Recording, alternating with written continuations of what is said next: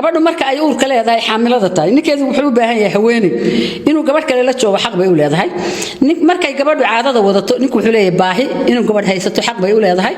markay umusho in gabadh haysato xaq bay u leedahay afartu mar ma wada dhalayaan mar kama wada jabayso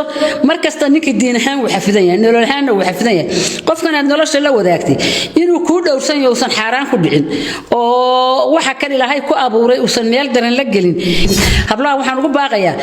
markasta adiga baahidaadu ma taagna laakiin isaga markasta baahidiisu way taaganta adigu baahidaada markay ku soo banaanaato ka faa'iideyso laakiin inta kale ee aad mashquul ka tahay aad wax kale ku jirto oo ogolo gabadh islaam walaashaaya inuu faa'iideeyo isna uu ku dhowrsanaado jacaylkuna sidiisaba wuxuu muxbbadu ku samaysantaa oo ku dhaltaa labada qof marka ay kulmaan ma jacaylka beenbeenta ah riwaayada ma jacayl waa goorma jacayl waa marka nolosha la wadaago waa marka guriga la yimaado waa marka guriga la isku raali geliyo waa marka guriga lagu wada sheekaysto waa marka intii lagu mashquulin waa marka la iscashageeyo la macaan ku sheeka gacanta la isqabto la soo wareejiyo meelaha laga soo sheekeeyo waxa weeye qofka kale biisi ku noqdo ayaa horta jacayl ku jira laakiin jacayl moobil ku dhex jira no jacayl ma noqdo marka horta jacaylku sidiisu waa nolosha oo la isku raali geliyo haddaan nolosha la isku raali gelin no irka dambe laga baxaya albaab aan furnayn baa la furaya kulanti wanaagsan daawadayaal waxaan ahay cabdirasaaq kobciye halkanna waa istuudiyaha warbaahinta raxanreeb ee caasimadda maamulka ACC Khaatumo waxay la jooga gudoomiyaha ururka Daryeel Xaawo Cabdi Cali Kaar oo aad in badan wada garanaysaan ugu horeyn soo dhawow gudoomiye ku soo dhawow warbaahinta raxanreeb السلام عليكم ورحمة الله وبركاته واندوهاي وكدوهاي warbaahinta raxanreeb waad baan ugu dhawaay waa dhawa gudoomiye arrimaha qoyska in badan ka warqaysa oo lagu yaqaan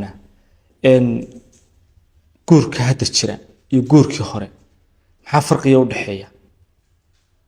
bismillaahir rahmaanir rahiim allahumma salli sayyidina ala muhammad wax badan baa u dhaxeeya waxa u dhaxeeya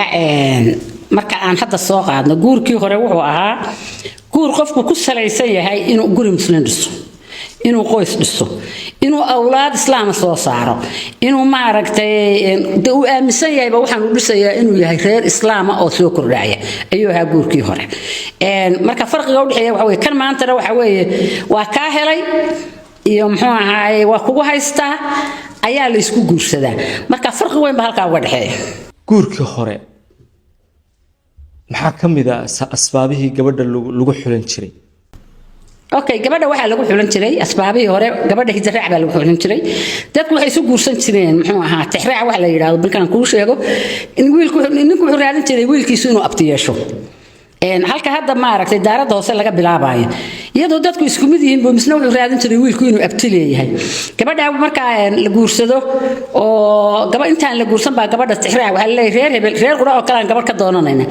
gabadha waa loo galo fadhiisanaya waa la raadinayaa taariikhdeedu waxay noqon saabeeda la yaqaan hooyadeeda la yaqaan ayeedeeda la yaqaan meeshay ka soo jeedaa la yaqaan gabadha waa loo geed fadhiisanaya iyadoo wiilkiiya gabadhiiba is arag ayaa waxa la raadinayaa in reerka reer hebel laga guursado kadib baa wiilkii loo sheegay waxa la hebel maanta guur ku gaadho reerkaas aan rabnaa inaan gabadh ka guursano wiilkii kama keenayo wax muxuu ahaayeen caqabada sidii baa lagu guursanayaa gabadhii waxa weeye labada qabiil baa isweydiisanaya ama xoolaha kala qaataan ama yeena kala qaadan gabadha marka la tixraac lagu muxuu raasraac lagu keeno gurigii la keeno waa marwo sharaf leh oo dhowraysa aabaheed iyo waalidkeedii iyo meeshii ka soo jeeday waxa laga yaabaa 5 sano 4 sano inay uur yeelan waxa laga yaabaa marka inay xataa cid u sheegin oo ayna ka caban waxba ay ka maqan oo ay ka xishooto gurigeeda ku nagaato sababahaas lagu guursan jiro kan hadeersi kan hadeera waxa lagu guursadaa waa ka hela marka lagu guursado waa ka helay iyo maxaa wixii kale waa ka helay iyo I know kalmada kale way goysay marka ay xayaysiiska isku guursadaan gabadhu markay 2 bilood joogto waxay leedahay horta uur ma leeyahay bisha saddexaad halka waxay ka keenaysaa hawl kale kelmad kale oo dhibaato aad dhalinyarada dhibaato ugu aan ku arkayna dhalinyaraduna inay la culowda ma doonaayo waxa weeye moobilka xagaad ku maqnayd maxaa qabanaysaa xagee u socotaa yaa ku soo wacay moobilkaaga maxaa ku matagan yaa ku soo qoray 24 saac moobil baaba lagu hawlan yahay oo gabadhii mobile bay biisi ku tahay waxa laga yaabaa iyadoo mobile ku jirta xataa guriga noloshiisa daryeelkiisa inay hoos u gelin oo tiil masiya ilmuhu xataa ka dayacmayaan halkaas waxa ka imaanaya khilaaf mobile guriga baa la wada imaanaya isaguna mobile buu ku jira iyana mobile bay ku jirtaa guriga iyagoo wada jooga marka iyaga ma sheekaysanayaan waa laba mobile qof waliba mobile-ka waxa ku jira la sheekaysanaya dee bil aadan kala jeedaan sidee bay guri u dhisayaan burbur baa imaanaya marka waxaan u maleynayaa inayaan waxa qabitaanku dadku u yahay habeenka la isu baahdo oo inta marka isku xasishaa inay isu tagto inta kalena ay mobile ka qabto halkaas u jeesanaya mobile busida halkaas ay u jeesanaysaa mobile basida iyo dacwada faraha badan ee mobilada ka dhex jirta marka saasaan malayn samcina badan lahayn gurkaan hal laga gudbi karaa baslada mobile-ka waxa laga gudbi karaa marka ilaahay la rumeeyo loo noqdo horta waxa la dhisayaa guri islaam inuu yahay aqeedadu ay noqoto guri islaam adigu aad aaminsantahay in guri islaam laakiin inta aad aaminsantahay mobile-ka waxa ku jira iyo TikTok ayno wax laga gudbay garan maayo TikTok ilaahay inaga suuriyan ma garanayo reeraas waxay ku xaseen reerku TikTok buu dhaxyaal waxa arkaysaa nin inaga qabo TikTok dhaxyaal oo laga sheekaynayo reerka dhan family-ga dhalinyarada hadda isku soo TikTok ka sii taalaaba marka ma garan karo wax laga bixi karo saddeq male seedin male guri male waa reer TikTok ka hadaysan in bad kaga bixi kartaan baan isleeyahay adiga inta badan waxa dhacda in ninka Soomaaliyeed inuu gabadh doonto u raadsado ama hays jeclaadaan ama ha loo doono in kharash badan uu halkaas ku baxo dhaqaale burbur far badan uu ka yimaado isla markaana gabadhu ama wax laga yaabaa 6 bilood ama sanad ba aysan isqaban kala tagaan arinta maxaa sabab u oran kartaa Sooniga ku sheegay mobile-ka ta sabab waa mobile-ki naas sabab nin mobile qaba iyo gabadh mobile qabta ma isqabayaan sanirba ma jire mobile-ka sabab kun baa waxay maanta wuxuu sameeyay daawo wuxuu sameeyay kulligiin oo dhan mobile-ka ku dhex jirta qof aalad ku dhex jira reer ma dhaqi kara gabadhii guriga waa ka dayacan yahay marba gabdhaha inaan ku fogaado ilmihi waxa laga yaabaa inuu waqaacsoonayo iyana maanta dhan ay mobile ku jirto waxa laga yaabaa degsiga inuu gubto waxa laga yaabaa inaan adeeg badoon marka uu yimaado isna qayl halka ka bilaabo marka hada reer TikTok meesha qabniin ma jirayo TikTok wax kale ku bedel okay waqtiga hore ama guurka hore jacayl ma jiray mise ma oran kartaa maadaama aad tiri waqtiga hore gabadha hidraac baa lagu xulan jiray gabadha waa la dooni jiray waa loo gala fadhiisan jiray wiilka iyo gabadhu iyagoon is arag baa la isku keeni jiray jacaylku soo ku dhalan jiray waagaas wuxuu ku dhalan jiray jacaylka laba inuu kala qaadayna guurkana waxa weeye guurkii hore laba inuu kala qaadayna waxa jiray dad reer magaala oo ama jaamacada wada dhigta ama iskool wada dhigta oo iyagu isticlaada oo markay isticlaadaan isla markaana qaabilsiiya muxuu ahaayay family-gi jacaylkuna sidiisaba wuxuu muxubada ku samaysantaa oo ku dhalta labada qof marka ay kulmaan ma jacaylka beenbeenta riwaayada ma jacayl waa goorma jacayl waa marka nolosha la wadaago waa marka guriga la yimaado waa marka guriga la isku raali geliyo waa marka guriga lagu wada sheekaysto waa marka TikTok lagu mashquulin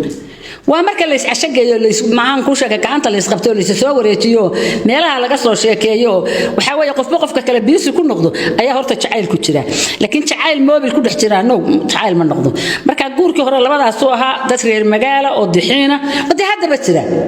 oo waqti dheer soo qaata oo isku guursada jacaylna ku waara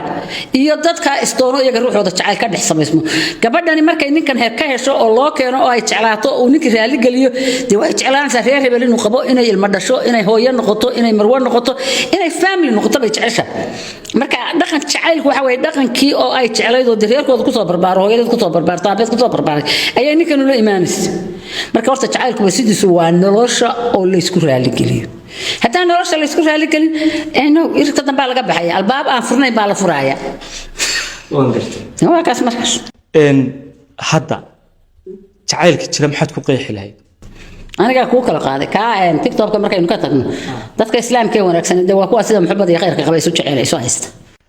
talada ugu dambaysa siinayso hablaha iyo waliba wiilasha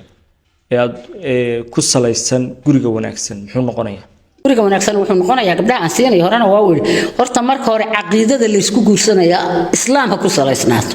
markay gabadhu rabto inay wiil guursato ama wiilku rabo gabadha inuu guursado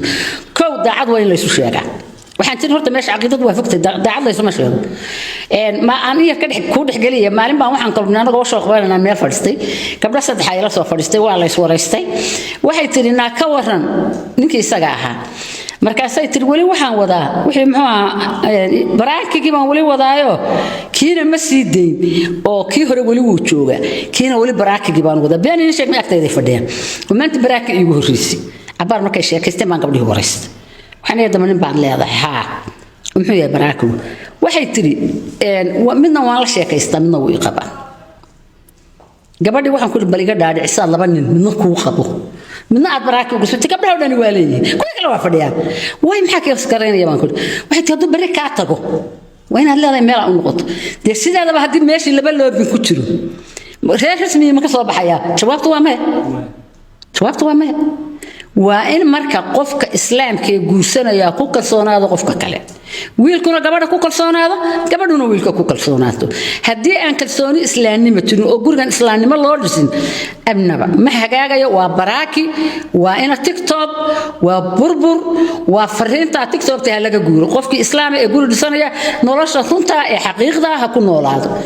khiyaaliga hela joojo gabdhuuna khiyaaliga joojiyaan wiilashuna khiyaaliga joojiyaan haddii aydan joojin iska walaaqda baraakinadiina iyo muxuu ahaa tiktokyadiina laakiin aniga fariintaan diray waxay tahay guri islaam ha lagu saleeyo